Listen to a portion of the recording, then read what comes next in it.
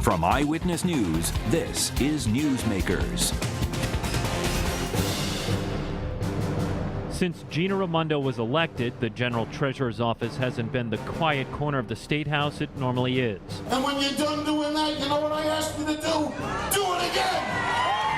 Do it again! Coming out of the box with landmark pension reform that's launched a legal challenge by the unions, Raimondo has been in the spotlight, and it's not always been friendly. Recently, she has received blistering national press about her decision to invest $1 billion of the state's retirement plan in hedge funds. All this as Rhode Island waits for rumors to turn into fact or fiction. Is she running for governor? This week on Newsmakers, our guest, General Treasurer Gina Raimondo. Welcome to Newsmakers. I'm Tim White. Joining me on the panel, my colleague from WPRI.com, Ted Nesi. Treasurer, it's great to have you back on the program. Great to be here. Morning. Great to be here. All right, let's start where we ended off in that opening piece there. As you probably have heard by now, Providence Mayor Angel Taveras is announcing his run for governor on Monday. You said you will decide at the end of the year. But we're not looking for you to, well, I mean, if you want to break the news here on Newsmakers, we'll take it, but we're not expecting that. Yeah. What would prevent you from running at this point? Yeah. Well, I've said to you guys many times, I'm a mother. I have a 6-year-old and 9-year-old. I have 2 parents in their 80s that I take care of. It's a big decision. I mean, clearly the state needs leadership and we need to move forward. Many people are encouraging me and I'm thinking hard about it, but I'm going to stick to the timeline that I set out for myself and do the right thing. So there is a scenario possible in which you would not run for governor? Yes, that is a scenario. Okay. Yep. But and I'll tell you one thing. I will break news. I'm not going to announce on Monday because this is a major weekend getting the kids ready for Halloween. So I'm busy this weekend. Okay. I have to get the costumes ready, but year end, I'm going to stick to that timeline. When you said just in the spring, by the end of the year, it did seem far away. It's now, as you say, it's almost Halloween. Yeah. There's not a lot of time left, and you got the holidays coming. I mean, are you talking next month? Are you talking New Year's Eve? We'll get at 11:30 that night just or something? By the end of the year. I've been consistent. I'm going to stick to the timeline I set out for myself, talk to my husband, talk to my family, make sure we're ready to go. And once we make the decision, I'll be out and make the announcement. Some people are saying it's possible that you're holding off because you're considering leaving the Democratic Party. How do you respond to that? I'm always puzzled by that. I wouldn't be where I am without the GI Bill that sent my dad to college. My folks live on Social Security. I went to college because of federal loans. So I'm a core Democrat. We fixed the pension to save people's pensions because I care about public employees. So, no. I've heard from people who support you, who want you to be the next governor, but say, I hope she is taking a strong look at running as an independent because maybe she can't win the Democratic primary, but could win the general election. They're seeing it more as a strategic thing than a philosophical thing. It's interesting. I think those people worry about special interests in politics. And, recently it just showed I'm currently being attacked by out-of-state money, special interest, attacking me for the leadership that I showed around the pension. But we will prevail. The people of Rhode Island aren't fooled by that. They want a leader. They want to move forward. So 100%, if you run, there will be a D next to your name on the ballot. That's right. 100%. All right. We're going to keep that clip, Yeah. We do play those back. I want to move on to super PACs. Mayor Angel Taveras has asked you to sign something called a People's Pledge to limit outside spending by outside groups in campaigns. I'd like to, if we could, he made this, and we tape on Friday morning, he made this announcement earlier this week, and then he followed up with a letter. I want to play something for you, a little bit of the mayor's comments, and then I want to get your reaction. Here's Providence Mayor Angel Taveras. Well, first of all, this wasn't my idea. I mean, actually, it's happened in other places. Elizabeth Warren in Massachusetts did it in her race. Also, Ed Markey did it in the primary in his race to replace John Kerry. I think it's a good idea. I think it reflects our values as Democrat. I think it helps keep out Wall Street and special interest money, and it's something that I think is important. All right, that is Providence Mayor Angel Taveras. Is he wrong about the People's Pledge reflecting the Democratic values? No, I mean, I think there's no question that money in politics is a problem. In many ways, it's the worst part about politics. And Citizens United was a terrible decision. Money in politics was a problem before that decision. That was a bad decision that made it worse. And certainly we have to take steps to work on that. And again, I'll just say, I'm currently being attacked by well-funded special interests. And I've called on the mayor, if he's serious, if this is more than just a political stunt, he should show some action. He should call for these special interest attacks of me to stop. So if he does it, will you sign the People's Pledge? Maybe. I'm not even an announced candidate, nor is he. So first we have to see who's running, what's the field, but I will take a hard look at it. You're not an announced candidate, but there already is a super PAC that supports you, American Lead Her Ship PAC, which praises you and trashes the mayor. If it's too soon, why not condemn them? Like I've said, money in politics is a problem. I have lived for a month smear campaign against me and my character and my integrity right now. It's not hypothetical. It's happening to me. We should call for those attacks to stop. We should call for more transparency in campaign finance and in these things. And if I announce, I may very well sign the pledge. But let's just, let's keep it in order. I'm not arguing that that hasn't happened to you. And we're going to talk about Ted Seidel during the show and the Rolling Stone article. But if that's so important to you, why not call for this super PAC to stop taking shots at Mayor Taveras? It might not be on the same scale, but it's happening. Like you said, let's see who's running, let's get the campaign going, and that may very well be the direction that my campaign takes. Let's talk about before we talk about the specifics in that report, I want to ask you about the pension fund's returns. The fund earned 11.1% in the fiscal year that just ended in June. That's going to sound like a lot to people, but the median plan with at least $5 billion earned 12.4%, and in Providence, Mayor Taveras' investments earned 13.4%. I know you say it's a long-term thing, but lagging, your peer plans by more than a percentage point could be millions of dollars over time. What's your response to that? The response is you can't just look at returns, you have to look at risk. So we could argue, we don't have enough time here to argue about what's a perfect investment strategy. It's a complicated issue, but here's what we know. Here are the facts. I came into office, I inherited a system in crisis, hemorrhaging money, one of the worst funded in the country. We know we send out more money every year, hundreds of millions of dollars more every year in payments than we take in. Pension payments. Pension payments, thank you. And the most critical thing, in 2008 and 2009, the pension system lost $2.1 billion. We got to protect people. So what we're trying to do is balance risk and return. Most people, people are still reeling from the financial crisis. A lot of people lost their homes. A lot of people had their 401ks cut in half. I don't want that to happen again. I don't want us to lose that kind of money again. And so what we've decided as a State Investment Commission, the body that makes these decisions, is we don't just want to look at the return. We're actually even more focused on the downside. We want to protect people, protect pensions, so next time there's a crash, and there will be one, and I don't know when it'll be, and I don't have a crystal ball, we want to have some protection when it happens. As you rightly say, there's no way we can get through all these investment issues on this program, but there are a lot of questions still out there about whether hedge funds can really provide the protection that you're hoping they will, which is the case for why we should be a little behind, because we're going to be protected on the downside. Business Week reported hedge funds are for suckers, they said on their front page recently. Vanguard founder Jack Bogle says pension funds should just move into indexing. Places like Harvard that have a lot of alternative investments lost a lot of money in the crash, even though they were outside of just public equities. I mean, what gives you the confidence that these hedge funds would give that much protection? Because they say that when the market crashes, everybody's correlated. All legitimate questions. We're doing the best we can in a very difficult environment. We're managing money in a situation where the markets are in a shambles. We have global risk. The government can't even operate, could shut down again, and we don't know what level of risk. So what we're trying to do, you talk about Will Scheer and kind of what other pension systems are doing.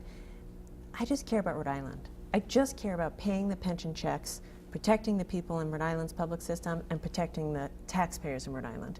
And the State Investment Commission, following the advice of our experts, has chosen to make this investment. And right now it's working.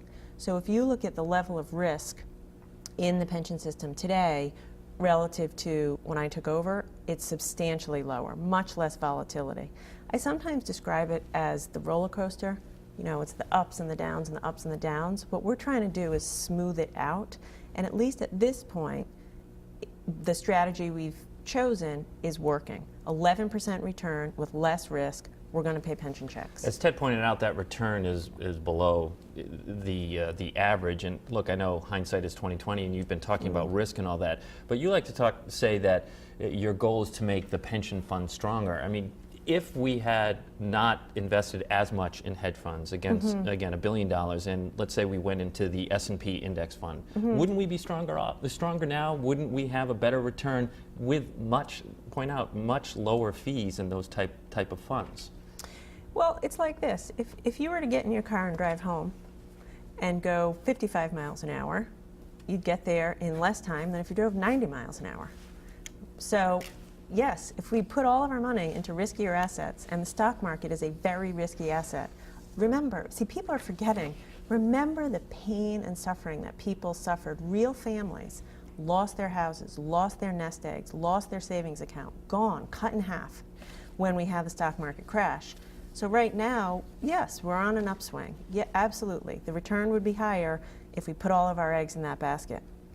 We are trying to protect people. You know, it weighs on me. These issues weigh on me. Pensions are personal to me. You know, look at Central Falls. Forget about all the politics. Those people are losing their houses. They had their pensions cut in half. My own father, when he was forced into early retirement, his pension was destroyed. His pension check now is a couple $100s a month. So, look, I take these decisions seriously. These are legitimate questions. We're always looking to reduce fees wherever possible. I hate paying fees. But we got to protect people, and we've decided this is the right thing to do at this point in time in the context of, you know, the high-risk world that we live in. Isn't there, though, a bigger sort of question here about sort of the future of the country's economy and the future of the Democratic Party? How big a role high finance and Wall Street should play? And I think people on the left here see you as more in the Larry Summers, Robert Rubin wing of the Democratic Party that's pretty comfortable with high finance, though you support gay marriage and gun control and other things on the overall Democratic agenda, unlike an Elizabeth Warren who goes after too big to fail so heavily and everything. Well, I would say I went after payday lending very aggressively, not so successfully, but we're going to go after it again. I have to try as hard as I can, and I do this every day when I go into the office, leave the politics aside.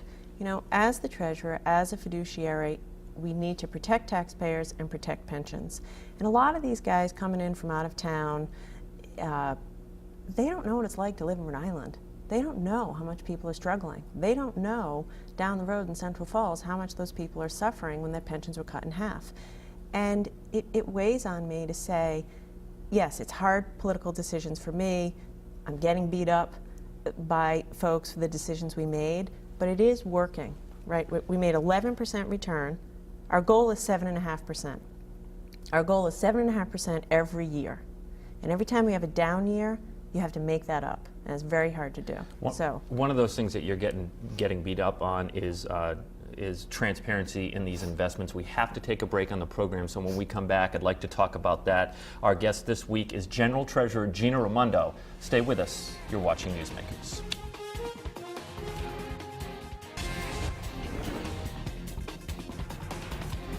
Welcome back to Newsmakers. I'm Tim White. Joining me on the panel, WPRI.com reporter Ted Nesi. Our guest this week is General Treasurer Gina Raimondo. Treasurer, 4 good government groups and media agencies signed a letter criticizing you for redacting information about hedge funds to former Journal reporter Mike Stanton. You say the state is contractually obligated to withhold that information. Last time I checked, that's our money that's being invested there with those firms. So why are you letting them call the shots about what we get to know? Well, with respect to transparency, let's just take a quick step back and look at the issue.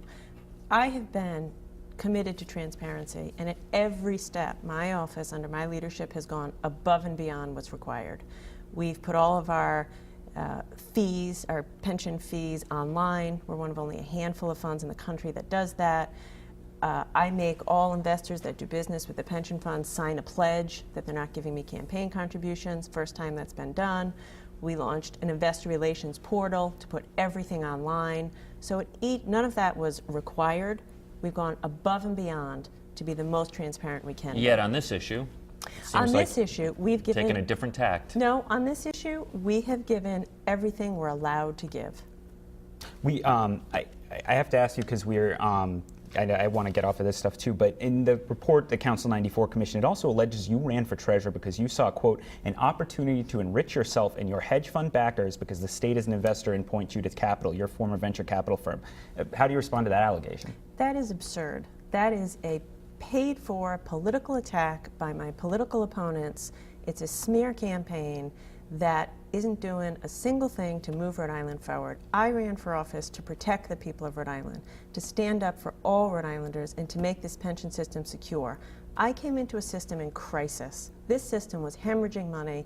We might not have been able to pay pensions 10, 20, 30 years down the road. We would have had cities go bankrupt. We took action, we fixed it, and that's why I ran for office. A lot of that, though, was because of an epic 2008 collapse. I mean, True. most pension funds saw that. So are you taking credit for an economy that has rebounded nationally when you make those claims?